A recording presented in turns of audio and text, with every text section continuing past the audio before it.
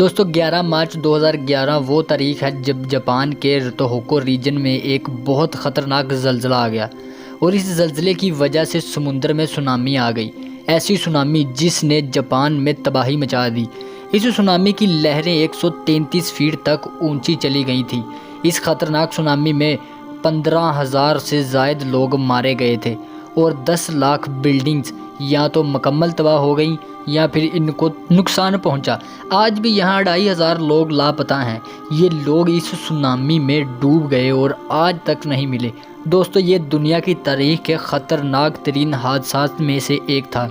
Japan में सू का आलम था। ये लोग आहिस्ता आहिस्ता से इस हादसे से रिकवर तो कर गए, लेकिन जापान के इस इलाके में कुछ अजीब होना शुरू हो गया। यहाँ लोगों को जिन्नात की मौजूदगी का एहसास होना शुरू हो गया। ये सारी कहानी क्या है और इसमें कितनी हकीकत है, अब इस पर बात करते हैं। दोस्तों इन अजीब वाक़यात का ये सिलसिला वहाँ के एक टैक्सी ड्राइवर से शुरू हुआ था।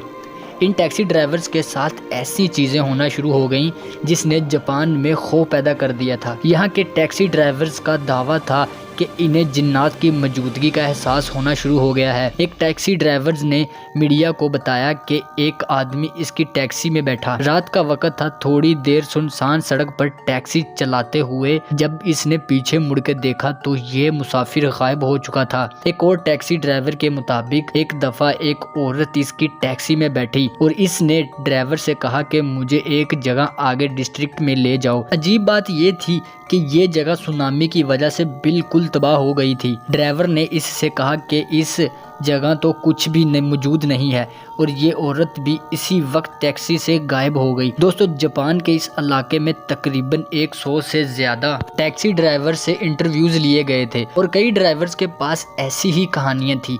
एक और टैक्सी ड्राइवर के मुताबिक एक दफ़ा एक मुसाफिर इसकी टैक्सी में बैठा। इसने एक बहुत गर्म कोट पहना हुआ था। ये ड्राइवर हैरान रह गया क्योंकि उस वक्त गर्मी का मौसम था और फिर उसके साथ भी ऐसा ही हुआ। थोड़ी देर बाद इस मुसाफिर का टैक्सी में नामो निशान नहीं था। दोस्तों ये कहानियाँ तब मशहूर होना शुरू हुई जब 2016 में एक जापानीज स्टूडेंट ने इन कहानियों पे आर्टिकल लिखा और मीडिया में ये किस्से मशहूर होने लगे। आपको अखबारों और इंटरनेट पर ऐसे कई लोगों के इंटरव्यूज मिल जाएंगे। ये कहानियां इतनी मशहूर हो गई कि इस इलाके के लोग खौफजदा हो गए और सिर्फ टैक्सी ड्राइवर ही नहीं, इस इलाके की पुलिस को भी 100 से भी ज्यादा कॉल्स मसूल हुई थी जिसमें कि इन्होंने जिन्नात की मौजूदगी को महसूस किया है।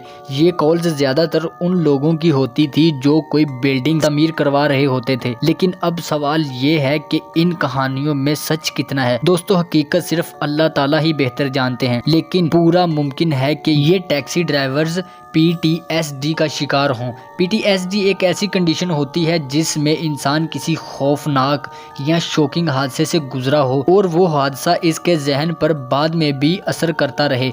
2011 में यहाँ आने वाली सुनामी और इससे होने वाली तबाही ने लोगों को सदमे और खौफ में डाल दिया था। हो सकता है कि किसी टैक्सी ड्राइवर या यहाँ रहने वाले किसी और इंसान को इसी सदमे की वजह से ऐसी चीजें महसूस हुई हों जिनका हकीकत से कोई ताल्लुक नहीं था और इनको देखकर दूसरे लोगों ने भी ये बातें मशहूर कर दी और इस तरह ये कहानियां मशहूर हो गई हों। लेकिन सिर्फ ये एक अंदाज़ा है। बहरहाल जापान के इस इलाके में आज भी इन कहानियों की वजह से लोग खौफजदा रहते हैं।